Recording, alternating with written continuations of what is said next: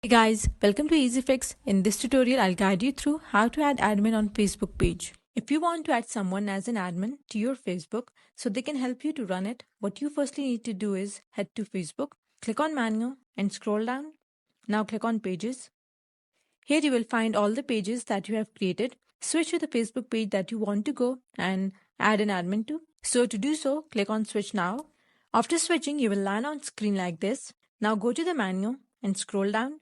Click on Setting and Privacy. From the drop-down, choose Settings. Here click on Page Setting. And once you're on this page, scroll down until you find Page Access. Now click on Add, which is in the top right corner. And here Facebook is going to give you a bit of information about what it means. In order to proceed, click on Next. Now what you need to do is go and choose whom you want to give access. Once you select the person, click on Give Access. At the bottom, we have also this other option, which is a full access.